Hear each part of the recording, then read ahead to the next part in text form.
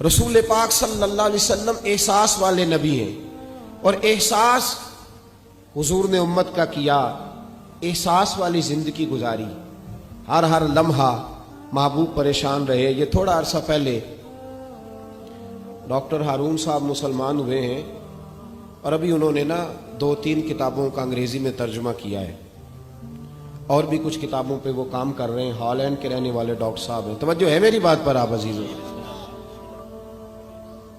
Doctor صاحب کہتے ہیں کہ میں نے یہ سنا تھا کہ مسلمان دہشت گرد ہیں، یہ بم بلاسٹ کرتے ہیں۔ تو میں جہاں لفظ اسلام آتا تھا وہاں سے میں تھوڑا پچ جاتا تھا، پیچھے ہٹ جاتا تھا، لیکن میرے مزاج کے اندر یہ بات شامل تھی کہ میرے اندر اللہ نے بڑا انسانیت کا جذبہ رکھا ہوا تھا۔ تو میں ایک تنظیم قائم کر رہا تھا، میرا خیال تھا کہ ایک ایسی جماعت بناؤں کہ جو پوری دنیا کے اندر اسلام، توجہ ہے میرے عزیزوں کی، کہتے میرا خیال تھا ایسی جماعت قائم کروں کہ جو پوری دنیا میں لوگوں کی خدمت کرے اور بغیر امتیاز کے کرے، اسلام والوں کی بھی اور غیر مسلموں کی بھی۔ لیکن مجھے بڑا دھچکا رہتا تھا کہ مسلمان سخت گیر قوم ہے۔ میں نے بہت ساری جماعتوں کا منشور اور دستور منگایا، اور میں نے کہا میں اپنی جماعت کا دستور لکھوں گا تو پہلے ذرا سارا میں مطالعہ کر لوں۔ ڈاکٹروں کا ٹیبل ہوتا ہے، اس کے اوپر شیشہ لگا ہوتا ہے، نیچے وہ جو چیز ضروری ہوتی ہے وہ رکھ لیتے۔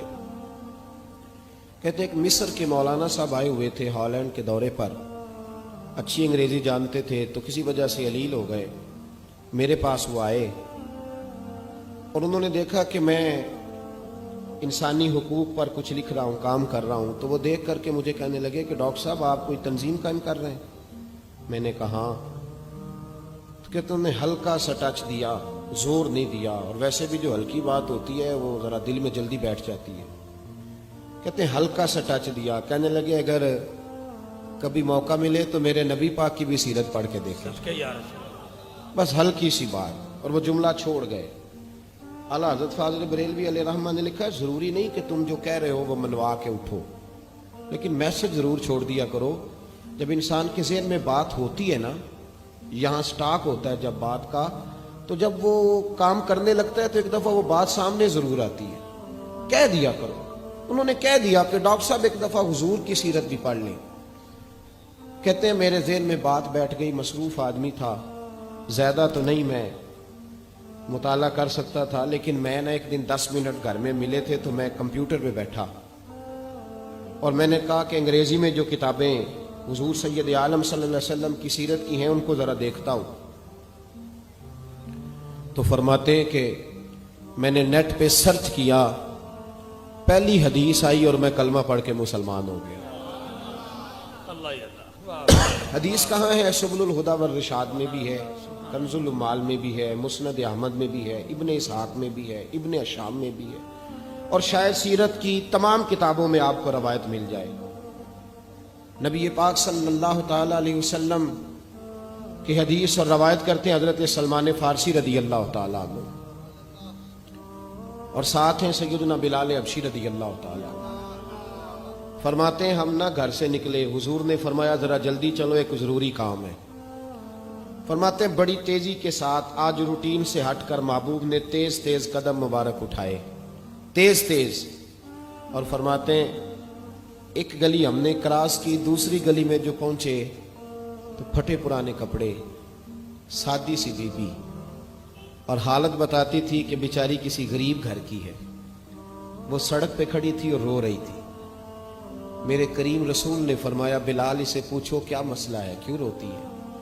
تو حضرت سلمان عرض کرتے ہیں میں نے کہا حضور میں پوچھ لیتا ہوں، آپ جائیے، کام بڑا ضروری ہے جو نکلیں، میں معلومات کرتا ہوں۔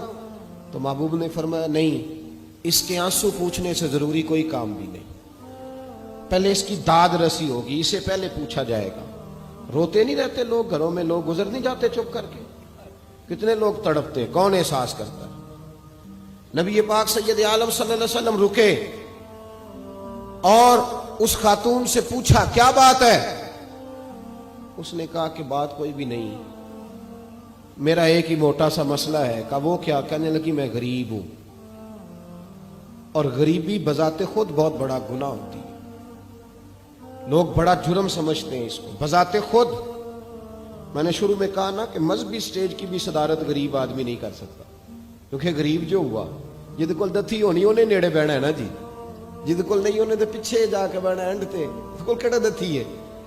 اس سٹیج پہ بھی غریب آدمی کی صدارت نہیں ممکن ہو ہی نہیں سکتا۔ میرے رسول پاک سید عالم صلی اللہ تعالی علیہ وآلہ وسلم نے فرمایا پہلے اسے پوچھو کیا مسئلہ ہے۔ وہ کہنے لگی میں غریب ہوں، بوڑھی ہو گئی ہوں، ساری زندگی غلامی میں گزاری ہے، تیل لینے آئی تھی 5 دینار کا، بوتل میں تیل بھروایا ہے، اور اب بوڑھی ہوں نا تو کمر درد کرتی ہے، پیر پیچھے موڑا ہے تو میں گری ہوں، تیل زمین پی گئی ہے، اب زمین تو واپس نہیں کرتی، لیکن واپس جاؤں گی تو ایک یہودی عورت کی ملازمہ ہوں، وہ درے سے مارے گی، کھال ادھیڑ دے گی، میں بڑی پریشان ہوں، اب نہیں مار کھائی جاتی، ہڈیاں بوڑھی ہیں، قربان جاؤں۔ حضرت بلال کو حضور نے حکم دیا، فرمایا دوڑ کے گھر جا 5 دینار لا۔ فرماتے ہیں 5 دینار لائے، تیل خرید کے دیا، وہ پھر رونے لگی۔ فرمایا آپ کیوں روتی ہے؟ اس نے کہا بتایا نا غریب ہوں، غریب کا جرم کوئی نہیں ہوتا، لیکن پیس دیا جاتا ہے، پھر بھی مار تو اب بھی پڑے گی، اب کیوں پڑے گی؟ تو عرض کرنے لگی محبوبہ مار اس لیے پڑے گی کہ دیر سے کیوں آئی ہے۔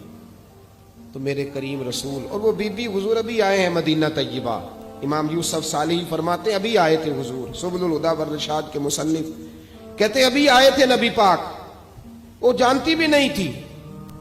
تو سید عالم صلی اللہ تعالی علیہ وسلم نے فرمایا اچھا مار پڑے گی؟ کہا ہاں۔ او بھائی کونسلر جو کل آپ کو کہہ رہا تھا نا میں آپ کا خادم ہوں، کونسلر بے گناہ، بلکہ ہمارے ایس ایچ او صاحب اگر چودھری پہ پرچہ آ جائے تو اس کو ٹیلی فون کر کے پوچھتے ہیں صاحب جی تہاڈے خلاف درخواست آئی ہے، کی کرنا ہے؟ تو غریب آدمی بیچارہ، اس کی غلطی یہ تھی کہ وہ غریب تھا تو اس نے ریڑھی لگا لی چوک میں، اس کو دبوچ کے لے گئے، تینوں پتہ نہیں اتنے نکلوئی دا، تو اس کے پاس کل انویسٹمنٹ ہی 5000 تھی، سارا لے گئے۔ پھر وہ کونسلر صاحب کے پاس چلا گیا، سر میرے نال چلے آ جائے ذرا میں تھانے جانا ہے۔ انہوں نے کہا گڈی کرائی آ، پیسے ہیں نہیں ایویں تھانے جائیدا ہے۔ اب وہ گاڑی لایا ہے، پتہ نہیں کہاں سے لایا ہے، تھانے پہنچا ہے، اور یہ ہے ہمارا حال کہ وہ ایس ایچ او بھی بیٹھا ہے کرسی پہ اور کونسلر بھی کرسی پہ بیٹھا، اور وہ غریب پیروں میں بیٹھا ہے اور ہاتھ باندھ کے کہہ رہا میری ریڑھی دے چھڈو، میریاں 4 دھیاں نے تو میں شامی کھانا کھڑنا ہے۔ کدھر گیا امت کا وہ ذوق؟ ساری زندگی نعتیں سننے والوں بتاؤ تو صحیح نعت نے تاثیر کیا دی ہے روح کو؟ اگر ابھی بھی گھاڑی غریب کے پاس کھڑی نہیں ہوتی تو پھر کیا اثر ہوا ساری زندگی نعت سننے کا؟ میرے مصطفیٰ کریم سید عالم صلی اللہ تعالی علیہ وسلم نے فرمایا اس خاتون سے یہاں کونسلر ساتھ نہیں جاتا، کہتا ہے کر دیا ٹیلی فون، سویرے 9 بجے پہنچ جانا۔ پر کائنات کی سب سے معزز شخصیت حضرت سیدنا بلال حبشی رضی اللہ تعالیٰ عنہ فرماتے ہیں میرے نبی پاک نے فرمایا بی بی چل میں تیرے ساتھ چلتا ہوں، گویا اللہ کی ساری رحمتیں اس کے ساتھ ساتھ چلنے لگی۔ اور آگے آگے نہیں، ساری کتابیں پڑھ لو، وہ پھٹے پرانے کپڑوں والی بی بی آگے آگے اور اللہ کے کریم رسول پیچھے پیچھے، ساری گلیاں اس نے پھرائی، مدینے کی صحرا آ گیا، ایک دروازے پہ دستک دی، سے مالکن آئی، وہ بی بی بعد میں کہتی ہے میں بھی بڑی ڈاڈی تھی، طاقت ہی نہیں تھی میرے سامنے کو کھڑا ہو سکے، لیکن جب میں باہر نکلی تو میں نے نور کے حالے میں لپٹی ہوئی ایک عظیم ہستی کو دیکھا۔ فرماتے محبوب کے گورے چٹے رنگ کے اوپر کالی زلفیں اور محبوب پاک کی مقدس آنکھیں جب تک بات کرتے رہے نظریں زمین پہ جھکی رہی۔ شرم و حیا والے رسول نے بڑے میٹھے، بڑے دھیمے، بڑے خوبصورت لہجے میں کہا، بریلی کے امام فرماتے ہیں نیچی نظروں کی شرم و حیا پہ درود، بڑے دھیمے لہجے میں فرمایا تیری نوکرانی ہے تیری؟ عورت کہتی ہے میں تو حضور کے جلووں میں محو ہو گئی کہ سادگی میں اتنا حسن میں نے دیکھا ہی نہیں، تیری نوکرانی ہے؟ کہا ہاں۔ تو میرے محبوب نے فرمایا بیچاری کی غلطی کوئی نہیں، اسے مارنا نا، اس سے تیل گر گیا تھا، نیا خریدتے دیر ہو گئی، رو رہی تھی تو میں سفارش کرنے آیا ہوں۔ وہ خاتون کہتی ہے کسی کی نہیں مانی تھی، پر محبوب کے جملوں میں تاثیر اتنی تھی، ککھ سواد نہیں مشری اندر، اساں کھنڈا می چکھ ڈٹھیاں، انہاں ساریاں شیواں نالوں گلاں سجن دیاں مٹھیاں، فرماتے ہیں نبی پاک صلی اللہ تعالی علیہ وآلہ وسلم نے فرمایا کچھ نہ کہنا. کہنے لگی نہیں کہتی, میرا وعدہ رہا, کچھ نہیں کہوں گی. اب میرے حبیب نے پھر نظر اٹھائی اور اس غریبنی کی طرف دیکھا اور فرمایا تو اگر کہے تو میں جاؤں, تو اگر کہے تو میں خود بھیک دے, خود ہی کہے منگتے کا بھلا ہو, تو اگر کہے تو میں جاؤں. اس نے خراج پیش کیا تو چند آنسو گرائے. کہنے لگی محبوبہ جیسے بندہ نوازی. حضور نے رخ پھیرا, حضرت بلال کہتے ہیں میں پیچھے رہ گیا. میں پیچھے رہ گیا تو وہ دونوں بیویاں دوڑ کے میرے پاس آئیں. کہنے لگی بتا تو صحیح ہے کون, یہ بتا تو صحیح کون تھے. تو حضرت بلال کہنے لگی تم نہیں جانتے. جناب بلال فرمانے لگے یہی تو ہیں جنہیں اللہ نے سچا رسول بنا کے بھیجا ہے. بیبیاں دوڑ کے آئیں. کہنے لگی محبوبہ دروازے تک آئے ہو تو خالی تو نہ لوٹاؤ, مہربانی فرماؤ ہمیں بھی کلمہ پڑھا دو. ڈاکٹر ہارون کہتے ہیں وہ بیبیاں وہاں کلمہ پڑھ رہی تھی اور میں حدیث پڑھ کے کلمہ پڑھ رہا تھا. بھائی